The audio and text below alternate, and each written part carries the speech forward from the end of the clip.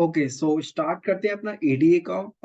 उसमें हम देखने वाले कि किस तरह से हम किसी भी डेटा सेट के ऊपर ईडीए करने वाले हैं, और इसे हम फर्स्ट प्रोजेक्ट भी मानकर चल सकते हैं, बिकॉज हमने लास्ट में सारी लाइब्रेरीज को फिनिश कर चुके हैं हम। ठीक है, ऑल द लाइब्रेरी की बात करें तो जैसे पांडास, numpy, सीबॉर्न, मैटप्लॉटलिब, ये सारी की सारी लाइब्रेरीज हम इजीली खत्म कर चुके हैं, सारी प्रैक्टिकल्स देख चुके हैं। ठीक है, और उसके बाद हमने एक मशीन लर्निंग एल्गोरिथम की एज अ थ्योरेटिकल और डेरिवेशन सारी की सारी चीजों को बारीकी से समझ चुके हैं। ठीक है, अब हमारा काम आया है कि किस तरह से मॉडल को ट्रेन किया जाता है, उससे प्रिडिक्शन कैसे किया जाता है, वो हम यूज करेंगे मशीन लर्निंग का जो हमारा एल्गोरिथम है उसके ऊपर उसका प्रोजेक्ट बनाएंगे। बट उससे पहले हम ईडीए करना सीखेंगे। इसको एक प्रोजेक्ट की तरह ले सकते हैं कि लेट सपोज कुछ हमें क्या होता है कि हमारे पास एक नया डेटा सेट आया है, तो उसको किस तरह से अप्रोच किया जाए, किस तरह से उसको समझा जाए।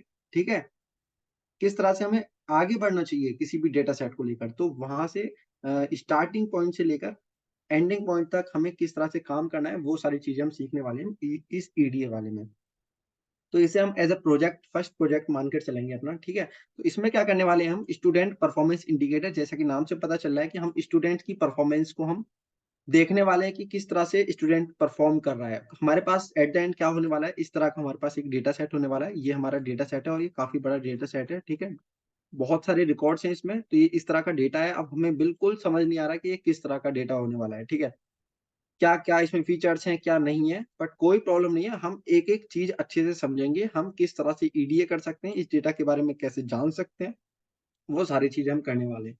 तो अभी मैंने कुछ लिख रखा है कि हमारी प्रॉब्लम स्टेटमेंट इस तरह से है कि the project understand how the students performance, यानी जो टेस्ट स्कोर है स्टूडेंट्स के, is affected by other variable. और वेरिएबल क्या हो सकते हैं, हमारे डिफरेंट डिफरेंट एट्रीब्यूट्स हो सकते हैं, जैसे कि gender, race, ethnicity, parent level of education, lunch कैसे अफेक्ट कर सकता है स्टूडेंट की परफॉर्मेंस को, test preparation, course, math score, reading score, writing score, different different type of variables हैं, and we are going to use these variables। ठीक है, to know about the performance of the student. So अभी हम start करते हैं, और सबसे पहले हमने क्या किया, हमने सारी की सारी जितनी भी हमारी लाइब्रेरीज हैं उनको हमने इंपोर्ट करा लिया है, जो कि हम भली भांति जानते हैं इनको। ठीक है, अब हम क्या करने वाले हैं, सबसे पहले हम क्या करेंगे, हम अपने डेटा को रीड करेंगे। तो सिंपली हमको पता है कि डेटा को रीड कैसे किया जाता है, pd.read_csv का यूज करेंगे।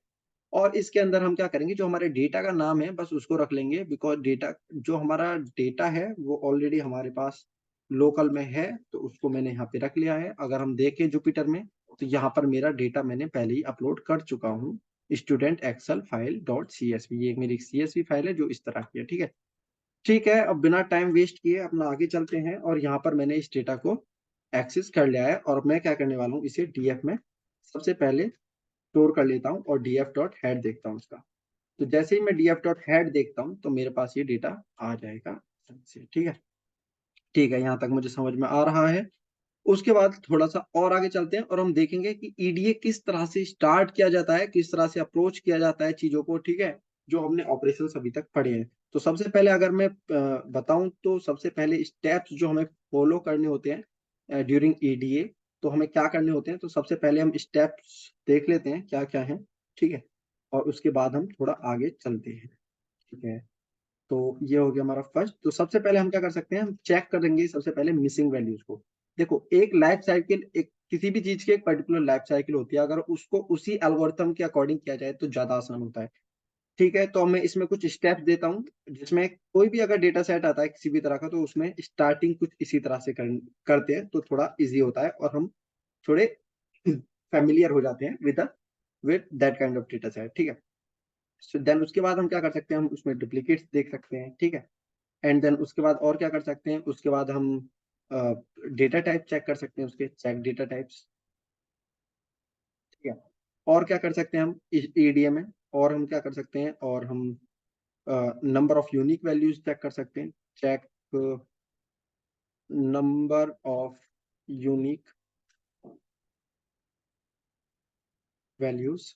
ठीक है, और क्या कर सकते हैं इसके अंदर, हम इसके अंदर और हम स्टैटिस्टिक्स देख सकते हैं इसकी, चेक स्टैटिस्टिक्स।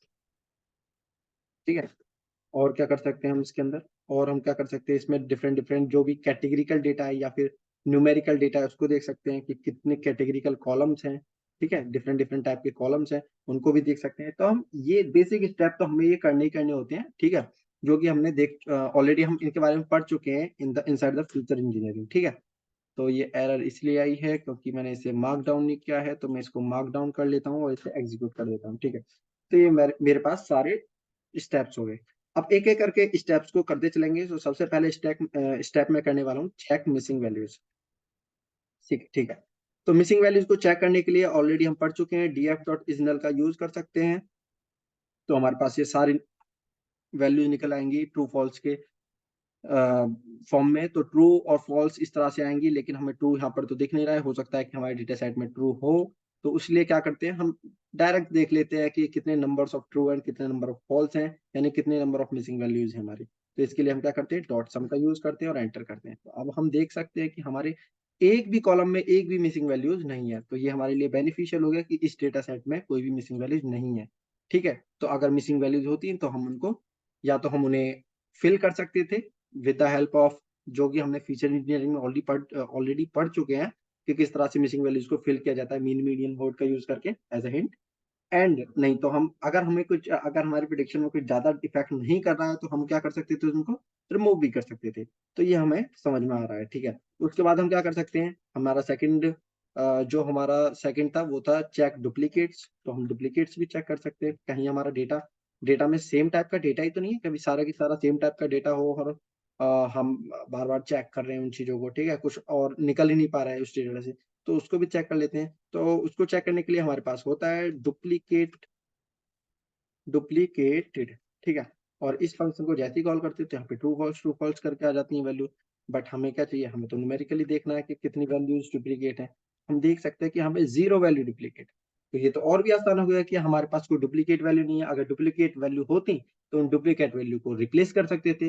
रिप्लेस कैसे कर सकते थे, वही जो कि हमने फीचर इंजीनियरिंग में ऑलरेडी पढ़ चुके हैं, ठीक है। उन्हें मीन मीडियन मोड या किसी वैल्यू से हम रिप्लेस कर सकते थे। अगर हमारे पास आउटलायर्स होते तो आउटलायर्स को भी रिप्लेस कर सकते थे उनके मीडियन से, ठीक है। तो ये सारी चीजें हम ऑलरेडी पढ़ चुके हैं, बस हम प्रैक्टिकली देख रहे हैं कि ईडीए किस तरह से किया जाता है।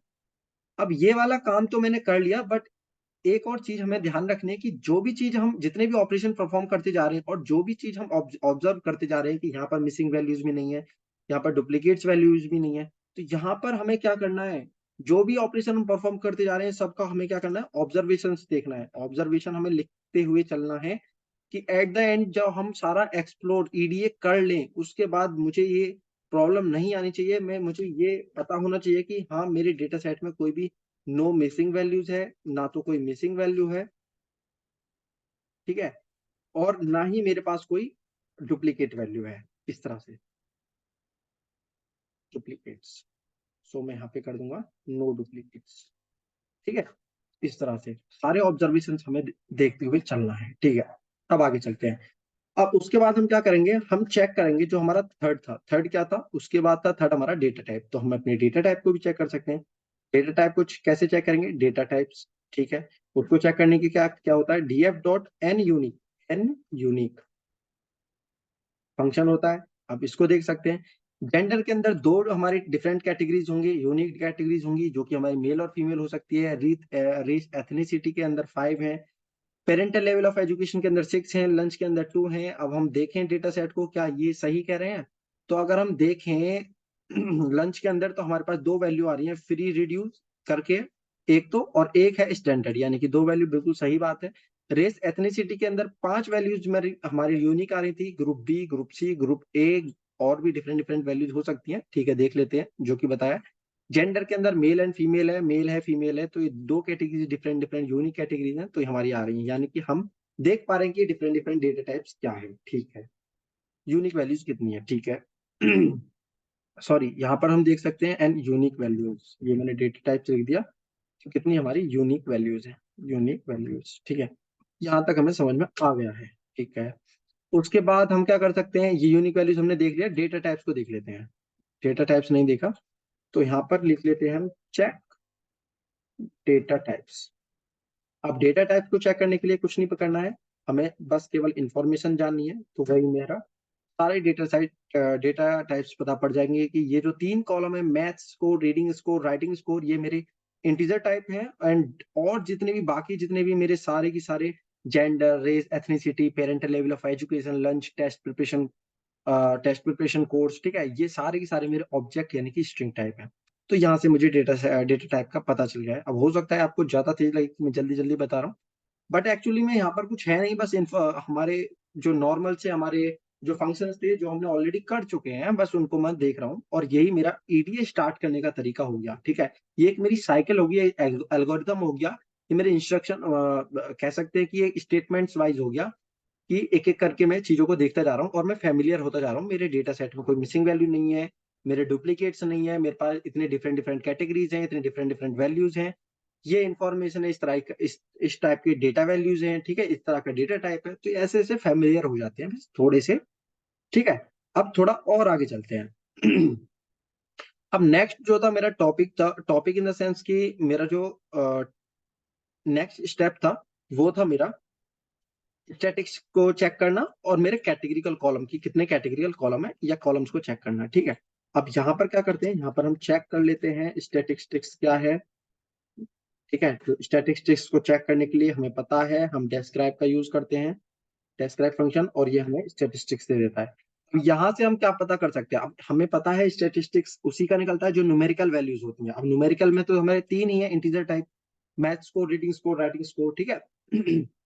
अब यहाँ से क्या निकाल सकते हैं हम, यहाँ से हम ये निकाल सकते हैं, यहाँ पर हमें पता चल रहा है कि काउंट तो हमारे 1000, ठीक है, 1000 रिकॉर्ड्स हैं हमारे पास। ठीक है, उनका जो, अगर हम देखें तीनों जो स्कोर हैं स्टूडेंट्स के, उनका अगर हम मीन निकालने की कोशिश करें इन तीनों सब्जेक्ट्स में, ठीक है, जो भी है, तो उनका मीन किसकी रेंज में आ रहा है, 66 से लेकर और 69 की रेंज में हमारा आ रहा है, यानी कि अप्रोक्सीमेटली एवरेज, ठीक है, नॉर्मल, ठीक ठाक, इक्वली आ रहा है सबका। ठीक है, अगर स्टैंडर्ड डेविएशन की बात करें तो इसका रेंज हो सकता है 14 से लेकर 15.19 की रेंज में आ रहा है। ठीक है, अगर हम देखें कि मिनिमम कितना हो सकता है, मिनिमम वैल्यू क्या है हर एक सब्जेक्ट, तो मैथ्स स्कोर में कोई बच्चा ऐसा भी है जिसने जीरो भी परफॉर्म किया है, ठीक है, जो जीरो लेकर आया है। रीडिंग स्कोर में कोई 17 भी लाया है मिनिमम, और कोई 10 भी लाया है in the case of writing score. ठीक है, ये हमें समझ में आ गया ऑलरेडी। अगर हम देखें कि 25% की रेंज में कितने हैं, तो मैथ्स स्कोर की बात करें तो 57, 59, 57, यानी कि 25 की रेंज, ये 50, 75, और मैक्सिमम कोई बच्चा ऐसा भी है कि जिसने 100 आउट ऑफ 100 भी लाया है, कोई इस सब्जेक्ट में, कोई इस सब्जेक्ट में। तो यहाँ से हम इस तरह का स्टेटिस्टिक्स हम आसानी से निकाल पा रहे हैं। ठीक है, अब यहाँ से हमें स्टेटिस्टिक्स समझ में आ गया है। ठीक है। अब थोड़ा और आगे चलते हैं। अब यहाँ से आगे जाने से पहले हमने बहुत सारी चीजें देखी, तो उसके लिए इंसाइट तो बनता है, तो इंसाइट या ऑब्जर्वेशन। ठीक है, अब उनको देख लेते हैं वो क्या बोलते हैं। तो वो हम लिख सकते हैं कि जो सभी का मीन है, मीन कहाँ पर लाई कर रहा है, मीन लाई कर रहा है, मीन हमने देखा था, मीन लाई कर रहा है 66 से लेकर 69 तक। तो हम सीधा सीधा लिख सकते हैं कि लिख सकते हैं 66 टू 69। समझ में आया? अब आगे चलते हैं, और हम क्या देख सकते हैं, हम स्टैंडर्ड डेविएशन की बात कर सकते हैं, स्टैंडर्ड डेविएशन। अब स्टैंडर्ड डेविएशन देखें तो हमारा स्टैंडर्ड डेविएशन कहाँ तक आ रहा है, 15.19। ठीक है, तो 14.6 से इस तरह से लिख सकते हैं, 14.6 से लेकर 14.6 से लेकर, ठीक है, कहाँ तक, 15.19 तक जा रहा है। ठीक है, और आगे चलते हैं। अगर हम देखें मिनिमम वैल्यूज या मैक्सिमम वैल्यूज को देखें, तो मिनिमम मिनिमम हमारा 0 आ रहा है इन मैथ्स स्कोर। ठीक है, और हम देखें कि 17 जो आ रहा है हमारा इन रीडिंग इसको, रीडिंग में। ठीक है, और अगर हम 10 की बात करें तो 10 आ रहा है हमारा राइटिंग में। तो यहाँ पर हमें समझ में आ रही है सारी बातें। क्या और क्या निकाल सकते हैं हम, मैक्सिमम में निकाल सकते हैं कि students got 100 marks, 100 out of 100। ठीक है, तो मैक्सिमम हम निकाल सकते हैं इसका 100। ठीक है, तो इस तरह से हम सारी वैल्यूज को निकाल सकते हैं जो जो हमने इसमें देखा है, सारी ऑब्जर्वेशंस को। ठीक है, ये हमारे समझ में आ गए हैं आसानी से। और क्या कर सकते हैं, अब ये वाला केस हो गया कि अब मैं मोस्टली कह सकता हूँ कि हाँ, मैं 30 या 35 या 40% तक अपना फेमिलियर हो गया हूँ डेटा सेट से। ठीक है, अब थोड़ा और एक्सप्लोर करके देख लेते हैं कि और एक्सप्लोर क्या क्या कर सकते हैं। ठीक है, अब मैं लिख ही देता हूँ, एक्सप्लोर मोर इंफॉर्मेशन या इन्फो अबाउट द डेटा। ठीक है। ठीक है, तो df डॉट हेड कर देते हैं, ये हो गया मेरा df डॉट हेड। ठीक है, अब और चलते हैं आगे। तो अगर हमें हमें पता है कि अगर हमें कुछ स्टार्टिंग के रिकॉर्ड्स को देखना है तो df डॉट हेड करते हैं, लास्ट के रिकॉर्ड्स को देखना है तो df डॉट टेल करते हैं। अब ठीक है, यहाँ तक हमें समझ में आ गया। अब थोड़ा आगे चलते हैं। आगे मैं क्या करने वाला हूँ, जो मेरे न्यूमेरिकल कैटेगरी के डेटा हैं, ठीक है, न्यूमेरिकल कैटेगरी के डेटा हैं, और मेरे जितने भी कैटेगरिकल कैटेगरी के डेटा है उनको मैं अलग अलग करने वाला हूँ, एडन अलग अलग करने वाला हूँ। ठीक है, क्यों अलग अलग करने वाला हूँ, क्योंकि मुझे क्या देखना है, मुझे ऑब्जर्वेशन ये निकालनी है कि जो मेरे जितने भी मेरे फीचर्स हैं उनसे मेरे जो स्टूडेंट्स हैं उनके परफॉर्मेंस पर क्या इफेक्ट पड़ रहा है। ठीक है, क्या इफेक्ट पड़ रहा है उनके डिफरेंट डिफरेंट इन फीचर्स से। फॉर एग्जांपल कि रेस इथनिसिटी में 5 ग्रुप्स है तो उससे क्या फर्क पड़ रहा है, पेरेंटल लेवल ऑफ एजुकेशन से परफॉर्मेंस में क्या इफेक्ट पड़ रहा है, लंच से क्या इफेक्ट पड़ रहा है, टेस्ट की प्रिपरेशन कोर्स से क्या इफेक्ट पड़ रहा है। ठीक है, तो डिफरेंट डिफरेंट फीचर से मेरी स्टूडेंट्स की परफॉर्मेंस पर इफेक्ट क्या पड़ रहा है, उस चीज को मैं देखने वाला हूँ। ठीक है, तो उसके लिए मैं क्या करता हूँ, जो मेरे न्यूमेरिकल डेटा है उनको मैं अलग करने वाला हूँ और जो मेरे कैटेगरिकल डेटा है उनको अलग करने वाला हूँ। तो मुझे क्या चाहिए, जो मेरे फीचर है मैं उसको प्रिंट करा रहा हूँ। अब मैं यहाँ पे लिस्ट कॉम्प्रिहेंशन यूज कर रहा हूँ, देखो किस तरह से। तो मैं फॉर लूप लगाऊंगा और मैं इसमें डालूंगा फीचर। मुझे फीचर निकाल के दो, कौन से, इन कहाँ से, df डॉट कॉलम में से। ठीक है, यहाँ तक समझ में आ गया। मैं इसमें लगाऊंगा कंडीशन। ठीक, वो कंडीशन अगर फुलफिल होती है तो मुझे ये वैल्यू, ये मेरे फीचर निकल के आएंगे। ठीक है, तो इफ df ऑफ फीचर, ठीक है, अब इसके बाद क्या होगा, डॉट डी टाइप, जिसका डी टाइप क्या है, नॉट इक्वल टू है किसके, नॉट इक्वल टू है किसके, ऑब्जेक्ट के, यानी जो मेरा फीचर ऑब्जेक्ट नहीं है वो मेरे ऑब्जेक्ट, वो सारे सारे निकल के आ जाओ। यहाँ पे देखो, मैथ्स स्कोर, रीडिंग स्कोर और राइटिंग स्कोर, यही मेरे इंटीजर टाइप थे, यही मेरे ऑब्जेक्ट नहीं थे, वो निकल के आ गए। अब मैं क्या करता हूँ, इसको एक न्यूमेरिकल अंडरस्कोर फीचर में स्टोर कर लेता हूँ, यहाँ पर मेरे स्टोर हुए, और मैं इसे देख भी लेता हूँ कि न्यूमेरिकल फीचर। ठीक है, इसे एग्जीक्यूट करा लेते हैं तो हमारे न्यूमेरिकल फीचर आ गए। अब इसी तरह से हम क्या कर सकते हैं, इसी तरह से हम कैटेगरिकल निकाल सकते हैं। ठीक है, यहाँ से कैटेगरिकल कैसे निकाल सकते हैं, कैटेगरिकल फीचर नाम का मैं एक वेरिएबल बना लेता हूँ और इसमें मैं लिस्ट कॉम्प्रिहेंशन का यूज करता हूँ, डॉट कॉलम्स।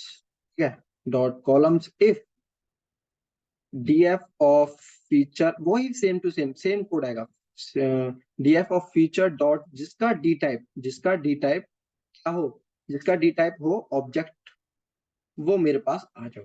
ठीक है, जिसका डी टाइप क्या हो, ऑब्जेक्ट, वो मुझे क्या करना है, एक्सेस करना है। ठीक है, तो इस फीचर को यहाँ से यहाँ कर देते हैं, उसे एग्जीक्यूट करते हैं। ठीक है, तो कैटेगोरिकल कैटेगोरिकल डेटा। ठीक है, अब यहाँ से एग्जीक्यूट कराते हैं, यहाँ पर हमारे सारे कैटेगरिकल डेटा यानी जितने भी फीचर्स थे वो सारे बाहर आ जाएंगे। ठीक है, यहाँ तक हमें समझ में आ चुका है कि हमने न्यूमेरिकल फीचर्स को अलग किया है और कैटेगरिकल फीचर को अलग कर लिया है। ठीक है, अब उसके बाद क्या करते हैं, अगर हमें किसी भी मान लो मेरे पास एक, कोई भी मैं एक ले लेता हूँ। ठीक है, मेरे पास ये जेंडर है। अब जेंडर के अंदर मुझे जानना है कि कितनी डिफरेंट डिफरेंट कैटेगरीज हो सकती हैं, कितने डिफरेंट डिफरेंट वैल्यूज हो सकती हैं, यूनिक वैल्यूज हो सकती हैं। तो उसको कैसे निकाल सकते हैं, तो सिंपल है, मेरे डीएफ के अंदर जो मेरा कोई भी एक पर्टिकुलर जेंडर नाम का हो गया या किसी भी नाम का मेरा कॉलम हो गया, उसके अंदर मुझे डिफरेंट वैल्यू निकालनी है। तो इसमें अंदर क्या करूंगा, वैल्यू अंडरस्कोर काउंट्स, और मैं इसे एग्जीक्यूट कराऊंगा। तो यहाँ पर मुझे पता चलेगा कि फीमेल मेरी 518 है यहाँ पर, और 482 मेरे मेल्स हैं यहाँ पर डेटा सेट में। ठीक है, इसी तरह से हम किसी और की भी कॉलम की निकाल सकते हैं, जैसे कि फॉर एग्जांपल मैं इसी का निकाल लेता हूँ क्योंकि इसमें डिफरेंट डिफरेंट कैटेगरीज मुझे शो किया था जब मैंने इंफॉर्मेशन को चेक किया था। ठीक है, तो इसको इसके अंदर रख देते हैं और इसके अंदर डॉट करके क्या करते हैं, वैल्यू, इसका वैल्यू काउंट चेक करते हैं, वैल्यू अंडरस्कोर काउंट, एग्जीक्यूट किया। यहाँ पर आप देखोगे ग्रुप सी के अंदर इतने स्टूडेंट है, ग्रुप डी के अंदर इतने स्टूडेंट है, ग्रुप बी के अंदर इतने स्टूडेंट है, तो डिफरेंट डिफरेंट ग्रुप के अंदर different different number of student है। ठीक है, यहाँ तक हमें आसानी से समझ आ रहा है। अब एट द एंड मुझे करना क्या था, मुझे परफॉर्मेंस को चेक करना था। और परफॉर्मेंस किसके बेसिस पे चेक करूंगा, मैं उसके मार्क्स के बेसिस पे चेक करूंगा। अब मार्क्स कैसे निकलेंगे, जब मैं एक एक करके चेक करूंगा नहीं, तो मैं क्या करूंगा, सभी बच्चों के डिफरेंट डिफरेंट स्कोर निकालूंगा, यानी एवरेज निकालूंगा, उनकी परसेंटेज निकालूंगा। ठीक है, तब जाके मैं उसे चेक कर पाऊंगा। तो अब उसे कैसे करते हैं उसको देख लेते हैं। ठीक है, तो यहाँ पर क्या करता हूँ, मैं एक कॉलम बनाता हूँ, DF of total underscore score नाम से। ठीक है, अब उसके अंदर मैं क्या करूंगा, सारे जितने भी मेरे वैल्यू हैं, मतलब जितने भी मेरे सब्जेक्ट हैं, उन सबका क्या करूंगा, एवरेज निकालूंगा। इनका पहले टोटल निकालना पड़ेगा। तो कैसे निकालेंगे टोटल, ये देख लेते हैं। तो सबसे पहले मैं कौन सा सब्जेक्ट लेता हूँ, सबसे पहले मेरे 3 सब्जेक्ट्स हैं, math score, reading score, writing score. ठीक है, तो यहाँ पर हो गया मेरा math score, math underscore score. ठीक है, देन यहाँ पर हो गया मेरा प्लस करके DF writing reading score, reading underscore score. ठीक है, एंड देन नेक्स्ट हो गया मेरा DF of writing underscore score. ठीक है, ये मेरे क्या हो गए, तीनों की तीनों। इसमें मैं टोटल करूंगा। अब मुझे क्या करना है, मुझे क्या करना है, एवरेज निकालना है। तो मैं क्या करूंगा, एक और कॉलम बना लेता हूँ अपने डेटा सेट के अंदर, एवरेज नाम से। ठीक है, DF of total underscore score. ठीक है, ये मेरा स्कोर निकल आया। डिवाइडेड बाय किससे कर दो, 3 से। क्यों, हमें पता है कि एवरेज कैसे निकलता है, सिंपल। ठीक है, अब करते हैं। अब क्या करता हूँ, मैं अपने डेटा सेट को देखता हूँ, डीएफ ऑफ हेड। ठीक है, ये मैंने जैसे किया, तो यहाँ पर देखो मेरे वैल्यूज आ गई, और टोटल स्कोर, एवरेज ये निकल के आ गया। अब डिफरेंट डिफरेंट स्टूडेंट के डिफरेंट डिफरेंट एवरेज निकल के आ गया, उनका टोटल भी निकल के आ गया। अब इसी के बेसिस पे भी मुझे देखना है कि उनकी परफॉर्मेंस कैसे इंक्रीज कर रही है, डिक्रीज कर रही है। ये सारी चीजें मुझे देखनी है। ठीक है, यहाँ तक हमें समझ में आया है कि किस तरह से हम एवरेज निकाल सकते हैं, किस तरह से कैटेगरिकल डेटा को अलग कर सकते हैं, किस तरह से न्यूमेरिकल डेटा को अलग कर सकते हैं, और यहाँ तक different different features, different different functions का यूज करके उनसे डिफरेंट डिफरेंट इंसाइट्स, ऑब्जर्वेशंस निकाल सकते हैं। तो ये हमारा ईडीए का, ये हमारा फर्स्ट पार्ट है। अभी सेकंड पार्ट्स में हम देखेंगे और कितना हम एडीए कर सकते हैं। ठीक है, कैसे हम ग्राफिकली विजुलाइज कर सकते हैं, उसको भी हम देखने वाले हैं। ठीक है, सो फाइनली अभी ये फर्स्ट पार्ट है, और नेक्स्ट पार्ट अभी, ठीक है, आने वाला है आपके पास, उसको देख लेते हैं।